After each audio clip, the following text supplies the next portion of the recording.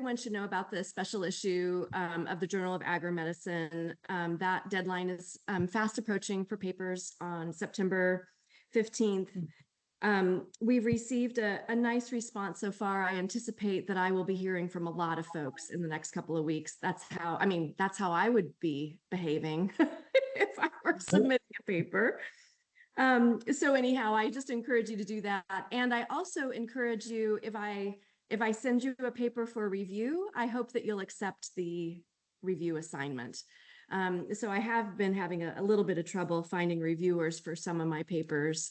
And but anyhow, I usually it's people that I don't know. People that I know, I'll reach out and say, hey, can you please take a look at this? So sorry, I've just got a meeting starting. Sorry. All right. Second one is just later on and then exception. So just let's go through. So there we go. And I think that the other thing that I want to mention is that I started working with the evaluation fellow named Nicholas Combs. And he's going to be helping me with a couple of different evaluation projects, one for the entire ag forestry fishing program, and then one specific for the NIOSH Coast Guard fishing grant program. So I just wanted folks to be aware of that. At some point, you might meet him. Internationally, I think that Julie Sorensen and I had a really nice meeting with the Fish Platform folks to learn more about their work and the grants that they just, the grant program that was started in January and international fishing. Oh, I don't have the acronym. I'll put it in the chat though, because I think that the international community would be interested in that, and I'll make sure that it's in there. That's all that I have on my impromptu updates. Thank you, Jennifer. I really appreciate it. So I guess what I can do then is just give a little bit of an overview of what Fishing Partnership is working on and do some introductions, and then I'll hand it off to you guys. Hi, Dan. So many of you are probably familiar with Fishing Partnership Support Services already, but we are very lucky to be working with them on a PFD-related project. So I'm really excited to have them presenting and giving updates on their rebate structure and the changes that they have implemented. So I am very much looking forward to hearing your guys' talk. But I thought I would give a very brief overview and introduction for the speakers before I hand it over. So Dan works with a lot of leaders in the fishing community. So he's really focusing on ways to improve the health, safety, and economic security of commercial fishermen, but not just fishermen, also their families and communities as well. So if you guys don't know, Fishing Partnership actually offers trainings all the way from Maine to North Carolina. And John is the person who coordinates and facilitates all of those trainings, including survival at sea, drill conductor certification, fishing vessel stability, marine safety, instructor training, and first aid, CPR/AED. And then Russell is the lead safety and survival instructor. So he works with other folks to develop and foster the next generation of marine safety instructors. So we appreciate all the work that you guys are doing, and I look forward to hearing your guys' talk. So without further ado, I can hand it off to the Fishing Partnership team. Thanks, Kim. It's nice to have that introduction. I appreciate that. Yeah, of course. Sorry for the delay there. I had the computer crash moment. No worries. Back up and running. Sounds like the day for it. So I'm going to share screen and make sure this pops up to start with.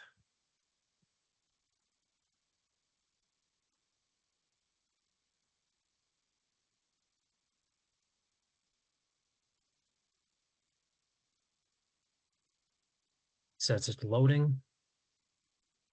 Give me a thumbs up if you see it. We can see it. Yeah. All right. Thanks. All right. So again, thanks for that introduction. I'm Dan Orchard. I'm Executive Vice President for Fishing Partnership, and I got a background in commercial fishing and in the Coast Guard, and now I get to work with this team on safety, health, and economic security. So our goal today, what we talked about with NEC ahead of time, is to give an update from what we presented at iFish. Some of the folks on the line saw that talk, or if you didn't, I'll give a kind of a refresher here as we go into it, and then the updates over the spring on how we were trying to change and modify our programming. Background again, if anyone from the international community in our area of work, Kim just kind of covered this. We focus generally in the New England Mid-Atlantic region. So with our base out of Massachusetts, but our safety programs and certainly this PFD program extends from that coastline. And our foundation of kind of who we are. We have a group of community health workers that we call navigators. These are, right now, they're all women. They're from fishing families or fishermen themselves. They understand kind of the fishing community because they have that lived experience of being part of a fishing business and a fishing family and all the stresses and ups and downs. And they are the key provider of the services that we have in safety, health, and economic security. They're helping fishermen stay on the water, and they're that trusted member of the community. And so they carry a lot of weight with the with fishermen because of that. And then we have a core group of safety instructors. John and Russell and Shannon are on the line here, but we also have contracted instructors that are commercial fishermen or marine surveyors or Coast Guard veterans that are part of the fishing community now and provide this service for our whole area of work. So a little bit more about the background, just as a refresher for Lifejackets for Lobstermen. This was the program that NEC ran so successfully from 2016 to 2019 throughout Massachusetts and Maine, focusing on lobstermen, and that's the program that we inherited. We worked with them a little bit on, but now we inherited a lot more of the actual operations. So they did a great job in kind of a 4-part series here where they talked to fishermen first about their perceptions on life jackets and really got that input from fishermen. Then they trialed life jackets, found out what worked, what didn't work for guys, and actually made some modifications. Manufacturers made some modifications to life jackets because of that work. And then they took to the road with 2 cargo vans in Massachusetts and Maine and sold life jackets at a 50% discount, trained fishermen, taught them, answered questions, spent the whole day on the docks.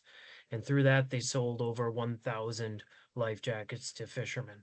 And so incredibly successful model that we worked on integrating into our current programming. So we had 2 main goals that we focus on. We want to change fishermen's attitudes about life jackets. As you can see, you can be very potentially resistant to it from the facial expression of that fisherman in Gloucester talking to Nina, one of our navigators up there. And our goal too is increase the number of fishermen that are wearing life jackets. So they had actual behavioral change on the water. So the foundation from NEC that we work to incorporate, we knew that the best life jacket is the one that you wear. So the fisherman don't choose it for him or her. We also found that we didn't need to be Coast Guard approved because this is not a regulatory requirement. So this is a voluntary change in behavior. That training or providing a baseline of training and information helps that fisherman find the best one for them based on what their needs are. They have all sorts of factors that they're putting in to make that calculation on what they need. That it was critical to have tried before you buy so that fishermen can get that comfort or they can figure out if they could work in this. And that for some, lobstermen cost was a barrier. So a rebound or a discount can help overcome some of that financial barriers. So then we adopted that. We did not have the capability to run a whole retail store the way that NEC did. Incredible costs of maintaining inventory and dealing with regulations and sales taxes and items like that. But what we did was we made sure that we improved and incorporated our life jacket training so that in part of our safety training and our first aid class and our stability class, and then on the docks or at trade shows, so that we made life jacket training accessible to thousands of fishermen on the East Coast. And we keep that training relevant so fishermen purchase a life jacket they will wear. And then because we couldn't incorporate an entire retail store, we provided a rebate for 50% of the cost to life jackets, and anyone who was trained was eligible for that rebate. So, we presented this in the fall, some of this information here, but are we changing fishermen's attitudes and behaviors about life jackets? So one of the things we run is a survey at the end of our safety training where we ask fishermen, which of these safety practices are you likely to change or modify after today's training? So are we having an impact on them? So we get a little bit of information both about behaviors and attitudes here. So one of the questions is wear a life jacket while at sea, and their options are, I already do this, I'm going to start doing this, I'm still not going to do this, or this doesn't apply to me. And we found that over the last couple of years, 22% were already doing this, which is already a huge change and is an impact from NEC's work and from our training over the years in the Coast Guard and other groups pushing for life jacket use. That's a big change from when I was fishing, where it was probably less than 10% a decade ago. But here was our big change, and that's the goal in public health is, change that attitude from something that they were really resistant on. And we're finding that half of the people after going through the training are saying, I'm going to start wearing a life jacket. And then there's that chunk, 24%, that still not going to do this. And I wanted to show a little bit more of this just in change over the years. We now have some of this data where we can do it year by year.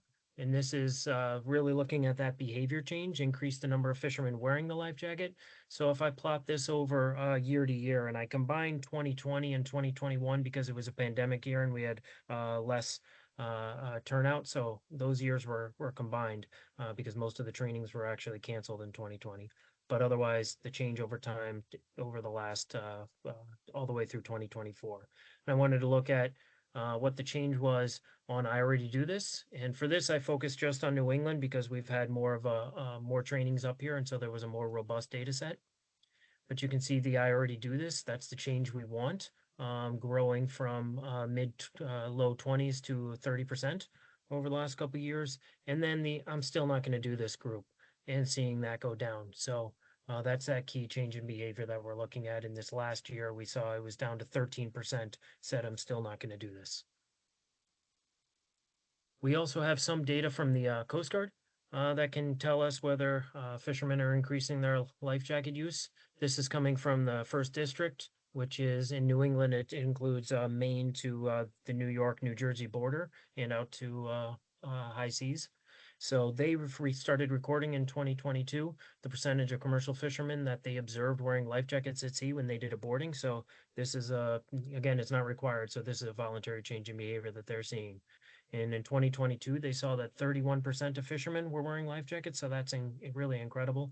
And then in 2023, it jumped up to 48%. So we'll be working with the Coast Guard to find how that's changed also in 24 as the year continues. But that's over 7,000 fishermen observed in those 2 years. So we're talking about thousands of fishermen wearing life jackets, making that decision at sea.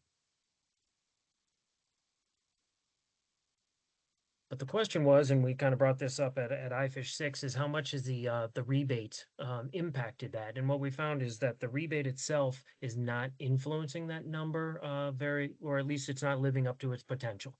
So although we're providing a 50% discount for people who mail in a rebate after taking the training, we're not seeing much of a return there. And so in 2022, it was around 20 people mailed in the rebate. 2023, it rose up to mid 40s.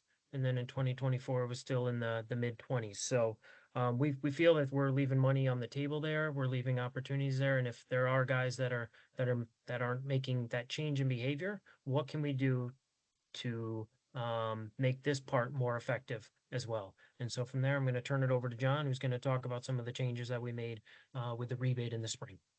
John. Thank you, Dan.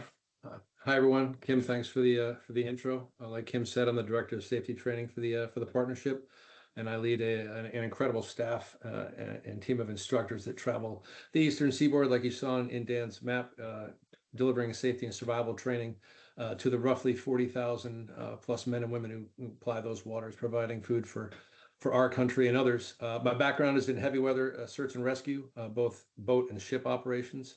And as a Coast Guard rescue station chief, that's a job I had for about 31 years. Dan gave you some of the background on our program, and I'll tell you that we as a safety team, as instructors and as watermen who've unfortunately seen our fair share of death and tragedy, our overarching motivation is our concern for our friends, our students, our families, and our communities. We are seeing a huge increase in numbers of fishermen wearing PFDs at sea. The data from the Coast Guard and the Coast Guard's support of our programs, especially training venue support, has been and continues to be invaluable.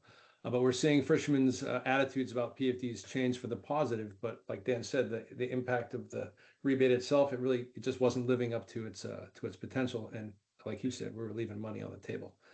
I know there's fishermen out there that left our training with every intention of buying a life jacket. They bought one that week, never sent in the rebate form because it's a pain, but they're wearing that life jacket today, and the Coast Guard's seeing them do it.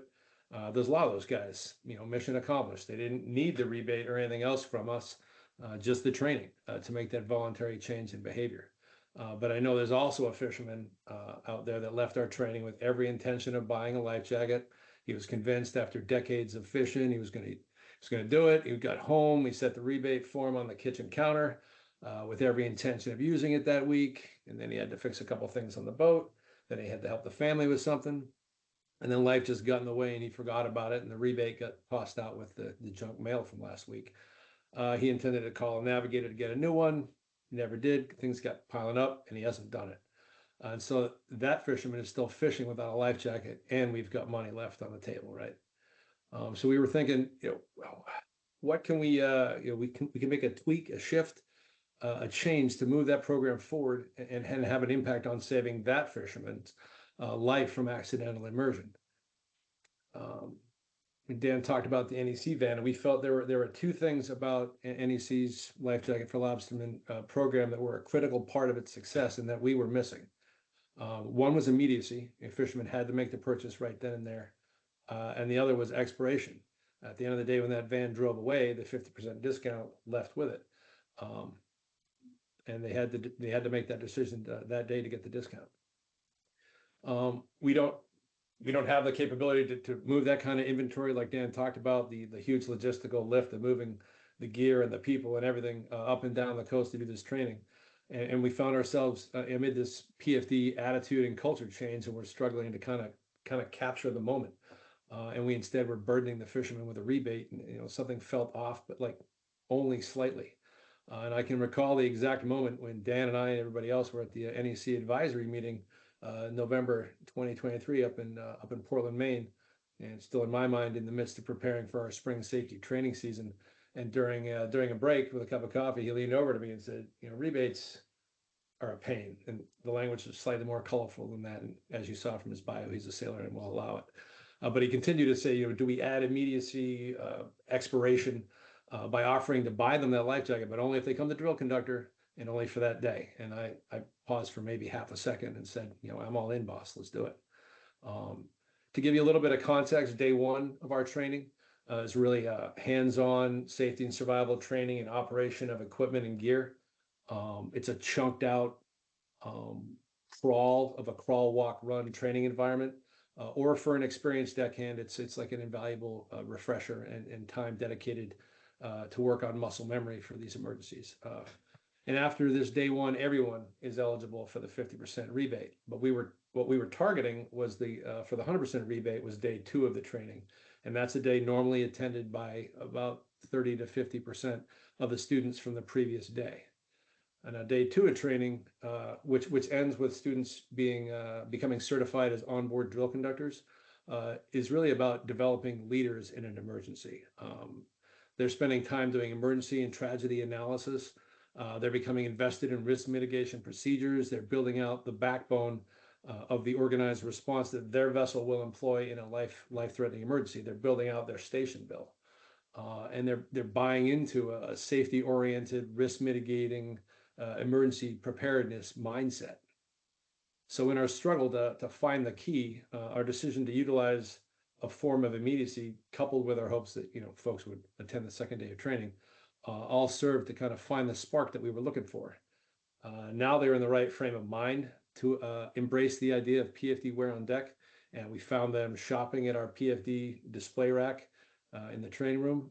They were asking real in-depth questions about which one is best for them, for their crew, their fishery. And it wasn't just the immediacy implementation; it was how the immediacy was intersecting with the right frame of mind. And now we've removed all the barriers to availability. We buy it, we ship it to them, or we have an equipment. If we're lucky enough to have an equipment van there with inventory from one of our safety equipment expert instructors companies, and then they're lined up outside to get their new PFD. Now Dan will cover the numbers from our spring PFD 100% rebate pilot program a little bit later, and they are remarkable. So this new approach was so successful that we in fact had to modify the way that our curriculum ran on the day of drill conductor. We essentially had to add another 45-minute module dedicated to these fishermen trying on every style of life jacket, having discussions with each other, talking with instructors, listing out pros and cons of different models and different styles. And we had to add time for the logistical support, so our safety team logistics manager Joanna could proofread rebate forms, track PFDs, buy PFDs, ship PFDs, and start to tackle the back end data entry. At two of our trainings in Maine this past May, Greg Shawley, one of our new contract safety instructors who works for a company called Life Raft Services, sold life jackets during the training. And you see the line I was talking about a second ago. So those fishermen received their life jackets that moment. They wore them through the rest of the training day, which was on board a local fishing boat and a Coast Guard boat. And our logistics manager worked with Greg at the end of the day to pay for those PFDs. So this tweak, this real simple, holistic kind of change, it's working. The immediacy, the timing, the mindset, and the 100% rebate is effective. And we're putting more life jackets into the hands of fishermen, and we continue to feel that culture change. And at the root of that, Russell was the boots on the ground and the instructor on the dock and in the classroom, and he's one of those guys driving that positive change. So, Russell, I'll kick it over to you, my friend. Okay, thank you. My name is Russell Kingman, and I'm the lead instructor with a fishing partnership, a marine safety instructor, advanced first aid instructor, and I help on board new instructors for our training program. We've really just had an incredible run as of late, and I think I want to attribute that to 27 years of excellence. We've had the navigators that John mentioned, Dan mentioned earlier, the trust they built in the communities, and our excellent instructors who care deeply about the fishing community. And so word of mouth has gone around the whole Eastern Seaboard, and now we're experiencing an explosive growth in all of our training programs, which is it's really an exciting time for us. One thing that I find to be really great about our trainings is that the fishermen have a voice there, and we're always including their experiences and their stories, because this training was originally built by fishermen. So it's really not a training that we throw at fishermen, it's our training collectively. So before I do the man overboard section, I usually ask the class, has anyone training an 18-year-old boy raise his hand? Well, he's about 20 now, but he raised his hand. He said when he was 18, he was on a lobster boat. And the class is starting to pay attention. I wonder what's this is going to be about. And he said, and I got caught up in the gear and I went overboard. Well, now we're all leaning in, to hear this story. And he says he went down. He remembers he was at least about 80 feet down. He remembered seeing the surface of the ocean and the slight glimmer of the sun. And he realized he'd never make the surface. And he decided that he would not cut himself out of the gear so that his mother and grandmother could have some closure, so that they would find the body. And you can imagine now that you could hear a pin drop in the room. And this is where it shifts from being a training you come to our training. And now we're all really in the room together, and we're deeply interested in all things safety oriented, everything that we're going to teach that day. It's such a great program. So we had the 50% rebate that was mentioned by both Dan and John, and it didn't work. And it was very frustrating, but it turned out to be an incredible gift to the program, because it was sort of my job to get this rebate program to gain traction. So I felt like I was failing at it. So we kept brainstorming, all the instructors and John and I, like, what could we do more? What could we do more? So what we started doing was we started just doubling efforts with PFDs, hoping to get this rebate program to get off the ground. So we'd increase the visibility of of the PFDs by wearing them all day. And instead of telling the guys, hey, you know, bring your Grundens to the training because you'll get wet during some of the exercises. You can see in this picture on the left, we've provided the fishermen with a stormline bibs that have inherent flotation in them. And they're up there, they're working in them. We're no longer talking about PFDs. We did that earlier in the morning. We talked about all the different kinds and why you would wear them and cold water effect and statistics. But now we get out doing the hands-on stuff, and the guys are all wearing PFDs. And after they do this exercise, they come out and they say, wow, what's this? What do these stormline bibs cost? And I'm like, well, about $160, you know, but if it come tomorrow, it turned into that, the 100% if you come for the second day. But these guys were working in the PFDs and getting a feel for them. This is a throw ring on the right-hand side. We're practicing retrieving somebody who's gone overboard. And yeah, you got to wear a PFD. What if you fell in trying to rescue somebody? Now it's going to be chaos. There's two people in the water. So at every opportunity, we started wearing PFDs, and rightfully so. Other things that we did, you can switch the slides, Dan. We had a day like today. You see everybody's wearing a PFD, but we're on dry land. So why? Well, the sun was in and out. It was cold. It was a 30-knot wind coming off the water, and everybody was freezing, including myself. And I had this idea. I said, well, I'll just run to the van and I'll grab all these Kent Rogue vests that you see, because I used to wear that PFD while commercially fishing, and it was very warm. So I ran to the van, grabbed a bunch of PFDs. I put one on, and I handed them to the guys, and they were a little reluctant, but then one guy put one on, and then the next guy, and then they said, okay, well, if you're all doing it, I'll do it too. And this is the way we normalize wearing PFDs, because I'm a commercial fisherman and I'm wearing one. You're a commercial fisherman, you're wearing one. It's just normal, right? So after about 10 minutes, one of the fishermen says to me, hey, this is great. This is warmer than my wool vest.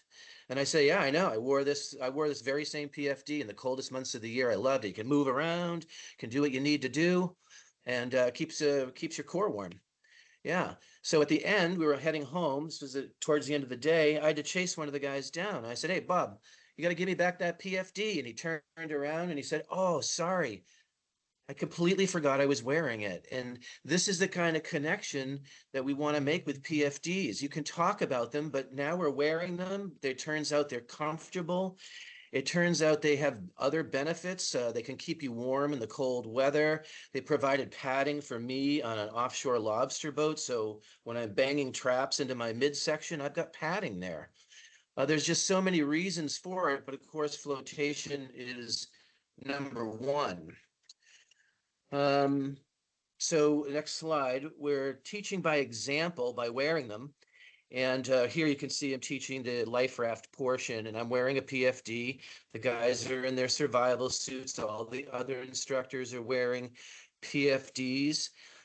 And as I mentioned, one of my roles is bringing on new instructors, and it's been just great. We have a whole new wave of instructors. Many of them are commercial fishermen, and two of them were some of the first people to take advantage of our rebate program. And what's great is you have to teach by example, and they're both wearing PFDs all the time while they're fishing commercially.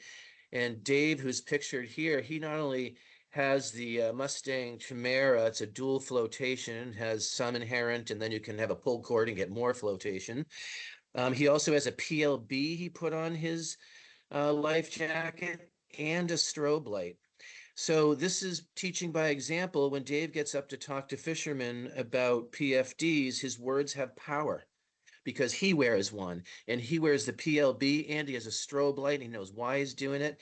It's just turned out to be great. The whole new generation is even more open to PFDs than some of the older guys.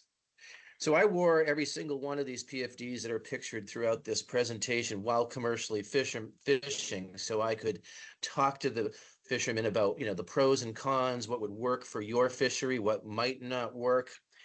And it's just been such an incredibly rewarding program. We've seen so many increases, as Dan had shown in his part of the presentation. some people might wonder, what's the fisherman's skin in the game, we call it? If we're just buying them a PFD, you're like, what are they sacrificing for that? Is it too easy? But what's happening is these fishermen are giving up the first day of for the first day of training, where they learn how to respond to emergencies. They're giving up a fishing day, and then when they come back for the second day, which we really want them to do because it becomes more in depth, and they learn how to be leaders in emergencies. We buy them that PFD. They've lost out on hundreds and hundreds of dollars by sacrificing time to come to our training, which is what we want them to do. We want them to get this training, and we want to connect fishermen to PFDs. So offering this 100% purchase is just one more way the fishing partnership shows the fishing community how much we care about them. We care about them coming home safely. We care about them getting the training they need, the services they need. And we care enough to buy them a PFD and ship it to their house and eliminate all this rigmarole. They've already given up 2 days of their life and revenue to come see us. And this is what we want to give back to you, something you really need, a brand new PFD that you picked out that you're going to wear. It's just awesome. So we've just had a wonderful run. Everything seems to be expanding more and more. More people are coming to training. Now more people are taking the second day of training. And Dan's going to tell you a little bit about some of these incredible changes in the last year with our PFD program. Great. Thanks, Russell and John. All right, coming into final couple of slides here. Showed you this graph before. This was our rebate returns over the last couple of years, and those are the 50% mail-in rebate. So we were only getting 20 to 45 each year, which is only about $3,000, $3,000 to $4,000. So we had a budget of about $30,000 in rebate returns that we could hand out, and we were only doing about 10% of that. But when doing the in-person full purchase on the drill conductor that John and Russell just outlined, we exploded. So we had 167 people come to the drill conductor this spring, and 93% of them took advantage of it. And so that brings it up, and that's that behavior change with a purchase right there, that they're taking that life jacket out on the water. So we almost reached 180 people then affected. And we spent all of the 30,000. Actually, we went a little bit over. So we were at about a $35,000 use of money. So no more money on the left on the table from that. So, kind of a refresher here for the foundation from NEC. What were the highlights that we had picked up on earlier? The best life jacket's the one you wear, that training helps you find the best, that you should have tried before you buy, and that cost is a barrier for some lobstermen. So now we're looking at what other factors did they have that we can incorporate in some way. And that's that immediate purchase option. We've been trying to find a way, and this has been a way to add that in, and that's important. And then also potentially this time limited discount, the expiration that we just went over, can have an impact as well to force kind of that sale at that moment. And also what Russell kind of outlined there, that positive energy about PFDs and that cultural change over time. NEC could do it on the docks by spending a day on the docks and listening to people, and having them work in life jackets for a month and give feedback. That listening to people, that positive energy can all lead to a cultural change that's important to incorporate as well in any program.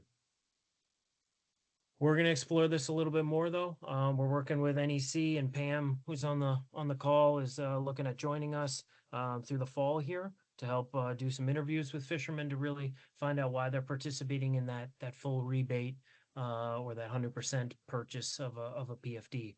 And so, she's gonna dig deeper into some of these questions about, is it the immediacy of the purchase, the expiration of it, the fact that it's 100%, not 50%? Is it the positive energy swirling around safety and PFDs from the instructors and the navigators, that there's no paperwork to complete, that trust that Russell was outlining, new PFD models, the whole gamut. So what is making that ultimate change in attitude and behavior for us?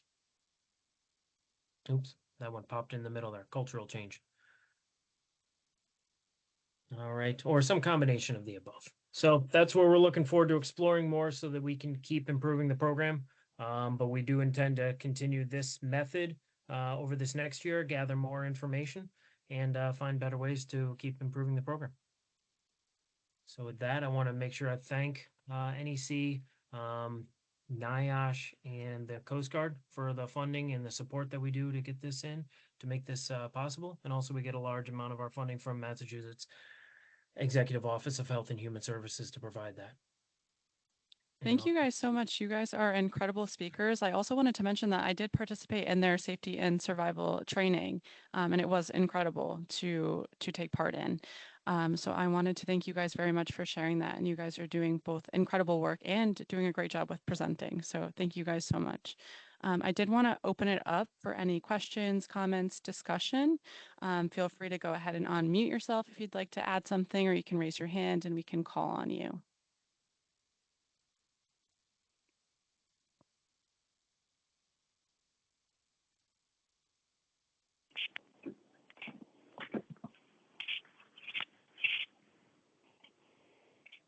I have a comment. This is Leanne. Oh, hi, Leanne. We have really bad service in Sitka, so if I start to break up, just holler at me. Okay. Can you hear me okay? Yes. Yep. Oh, good. Thank you guys so much for presenting this. AMSI has a very awesome program, as you guys know, that took inspiration from NEC and Lifejackets for Lobstermen. And now the West Coast is trying to replicate it as well. And then, Fishing Park, what you guys did was the 50% rebate. And what AMSI did was a $95 rebate. So pretty comparable program. And we implemented, almost exactly the way you did. And we also really, really struggled for it to be successful for all the reasons that you mentioned that I won't go over.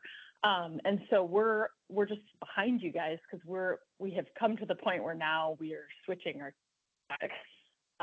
They're all 100% rebate, and then have available variety in the classes, which we're in the logistics process of that now. We also had that same fear of if you give them the life jacket, then they don't have the skin in the game, or they might be less likely to wear it than if they purchased it. But the best life jacket's the one you wear. But you can't wear a life jacket if you don't have one that's wearable on the boat to begin with. So we're really looking forward to having these, the success that you guys are having. So I just want to say thank you for presenting. It's really great to hear your updates. And I love these collaborations because we're all trying to solve these same problems. So it's really helpful. So I just wanted to say thank you and kind of share where we're at too on this project. Thanks, Leanne. We've learned so much from AMSI and taken so much from AMSI and piggybacked on you guys for so many years. It's nice to reciprocate for once. So thanks for everything. Yeah, we appreciate it. Thanks. It's really been a shift from viewing life jackets like when I was a kid, when my father told me, you got to put on a life jacket. It's getting windy. It would be that old orange thing that smelled like mold, and it was chafing my neck, and it was damp, and I hated it. So I vowed when I got older, and I was old enough, I'd never wear one. And that's the older generation sort of has shared that they had a very similar experience. So we're turning it around now so that the PFD is a reward for your hard work and your training, and it's positive, and we're having fun trying them on, and we're making it enjoyable. Not a mandatory thing or not a depressing or you go to do this or whatever, but like you want to do this, and this, we want to reward you with an excellent quality PFD. You pick any one you want and we'll get that for you. And it's really changed the whole feeling of the PFD approach in my mind anyway. So, and that's all. Thanks, Russell. So I see iPhone 8 has a hand raised, and I don't know if that's Leanne from earlier, if that's someone else, but if, you have a question, you can feel free to unmute. Hi,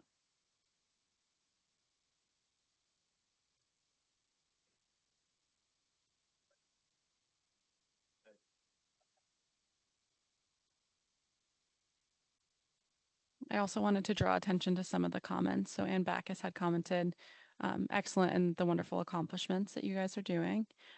Laurel also had some very encouraging words and loves to hear from FPSS, and Jennifer as well. And it sounds like Sitka has not had internet for 2 weeks, so AMC's having Yeah, problems with internet. Yeah. Hi, I'm Katie Pendle from AMC, the program director. I want to say thank you guys for that presentation. It was fantastic and really encouraging that you guys have had such success in the distribution side of the PFDs. I think after a few years of us trying to do the rebate program and running into very similar issues on the lack of people actually putting in the effort and sending us back the rebate, we've had so many people throughout the classes say that they wanted specific PFDs, that they wanted to buy them right then and there. And it was really hard to send them home and say, go and buy one and send in the paperwork and we will send you a check in the mail. So I'm hopeful that we will have similar results by providing PFDs. But I'm really glad to see that it's been working so well for you guys. Yeah, side note, we lost internet in the entire town of Sitka, internet and phone service. So anyone who has Starlink, we have access. But if you don't have Starlink, the town is down. So we're slow to respond. But thank you guys for that presentation. It was great.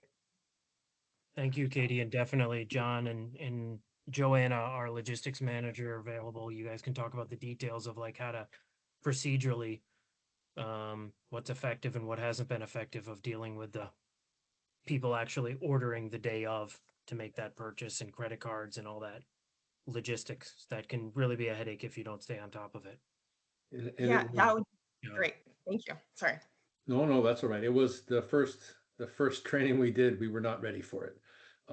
It took a bit to rework the curriculum, but I'd be happy to answer any questions you guys have about, best practices being ready for it, because there's a lot at first if you're not ready.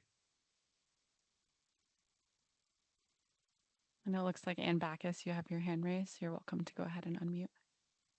Thank you. Yeah, just following up, excuse me, on Russell's comment about generations. Are you seeing a differential in younger versus older fishermen wanting to purchase? We're seeing a change in both areas, luckily. The older generation, I think we were talking to for 27 years, and it probably took 26 and a half years, to get people going. But the younger generation, because we have products now that are not those big, bulky orange things that are very streamlined. Like you can wear a belt pack, you don't even know you have it on. Wear one of those vests, you don't even know you have it on. So it's just catching everyone up with all the new choices that really are comfortable and wonderful products, and getting out of the mindset that life jackets are uncomfortable or they get in the way, all those things. So the younger generation is more amenable, yes. Maybe because they're used to wearing seatbelts, and the older generation, we never had to wear seatbelts. My grandparents used to stuff them into the seats when they bought a new car. That would be the end of the seatbelts, Then they'd light up cigarettes in the car. So things have changed quite a bit over time. So we are seeing positive change in both new fishermen and older fishermen, and it's just reached a critical mass, I think, where people are really open. So that's great. I think your model of immediacy is awesome. How can you disseminate that to other trainers around the country? Because wearing those the PFDs during the training is just a brilliant idea, and why not? Yeah, it's a very simple idea, but I probably didn't think of it. It was probably John probably thought of that, but it just seemed obvious suddenly, like, well, why aren't we modeling them all day long and normalizing them so that we can stop having them off to the side? So it's really a very easy thing to do, but I think it's very powerful. So I think it's really changed our connectivity to PFDs. We're just getting more and more connected to them, and that's the missing link. Really is, how do you get somebody to get excited about a PFD? And we're achieving that. it's unbelievable compared to where we started a long time ago, you know? Great. Hi, guys. It's Jennifer. Thanks for this presentation. I always get very excited when we get to talk about PFDs and fishermen wearing them and getting excited about them. That Kent vest is one of it was developed after the interviewing a bunch of Alaskan fishermen, and I'm so happy to see that that's still a favorite and is useful. So I'm wondering, what else have you heard from fishermen about other things that they wish that things could be changed, adapted, incorporated? I mean, how else can the designs be improved to make it even easier? Have you heard anything else? Yeah, some things. Fishermen like to have a waterproof pocket, whether they want to put their cell phone in there or a pack of matches, whatever it is they want. And they definitely want things they can bend in.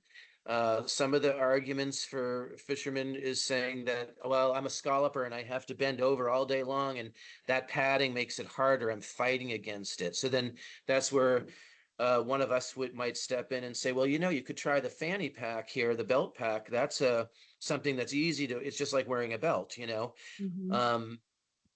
So we hear that, and one interesting thing I thought was a lot of times the lobstermen or the pot fisheries, their concern is if they get pulled over in the gear and they have flotation on, they won't be able to bend down below their foot to cut themselves free. So this is where we come in again and we say, you're right, and that's why you need a manual pull life jacket, because if you're down 50 feet in the water and you cut yourself free, you just pull that cord and you won't even struggle. You'll float up just by yourself, and you can conserve the oxygen and you can make it through this emergency.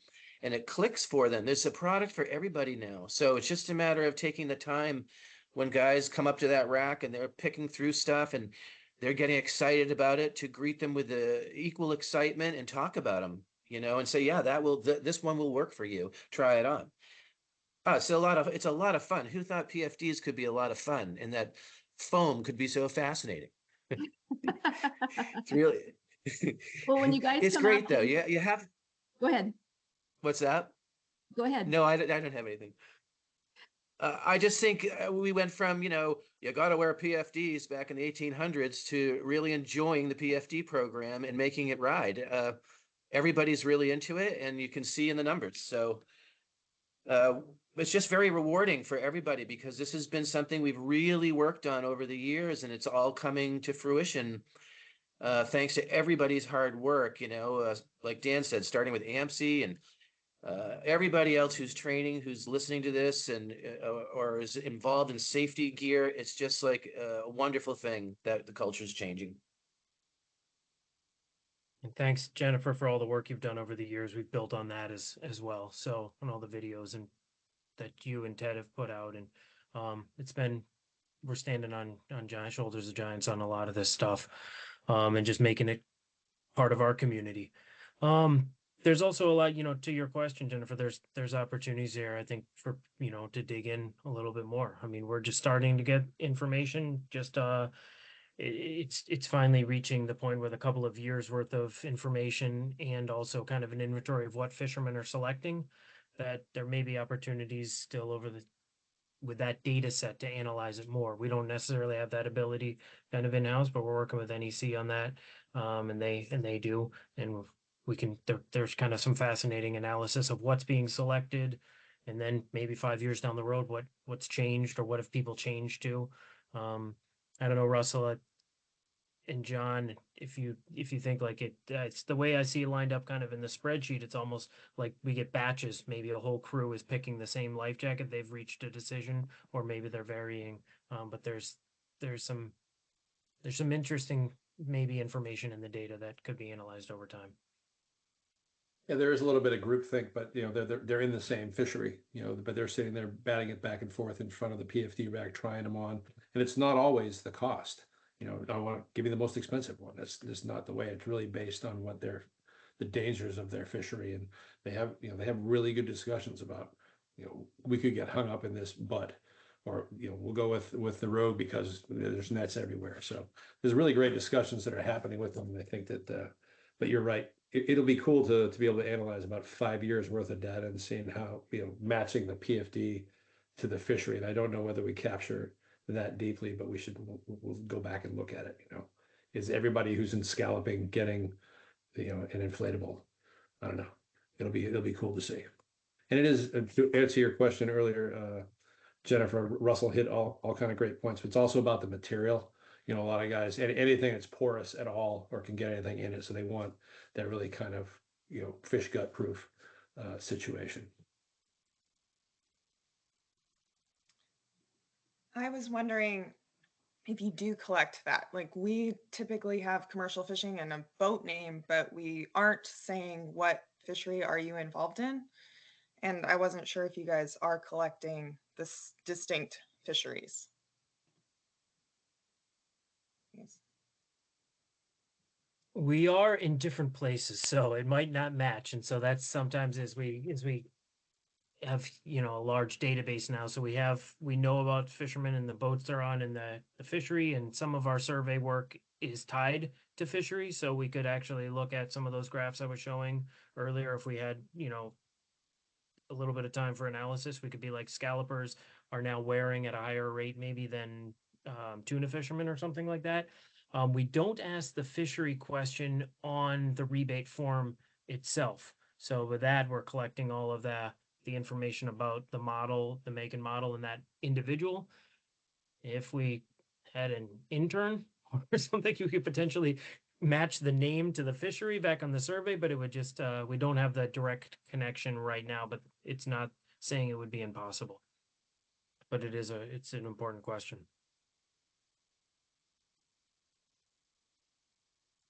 All right. Thank you guys so much. I wanted to also mention Frankie Horn was iPhone 8. He emailed me saying that he was having some connection issues, so he'll circle back with you guys a little bit later. But I really appreciate this ongoing conversation about PFD use and the rebate structure. So thank you guys so much for that presentation. For folks who were on earlier, you already know this, but I thought that I would mention these calls are recorded. I'll make sure in the future that I include the link so it's easier to access for everyone, whether you missed a previous call and would like to view it, or if you have someone you'd like to pass it along to, I'd be happy to include that link so it's easy for you guys to access. I also wanted to mention this group is an open group. Every once in a while, I'll get emails asking to add someone to the listserv. But if you guys know someone who would like to participate, it's not a closed group by any means. You can reach out to me directly, and I would be happy to add them to the listserv for all future communications. So just know that that is an option for you guys as well. Obviously, they're optional, so if the person can't make it, that's completely fine, but I'd be happy to include them. And then if anyone has anything specific in the future that they'd like to either present on or have any ideas for presentations, I'd be the person to reach out to about that. And we're always open to hearing new ideas and having new speakers. So thank you guys so much.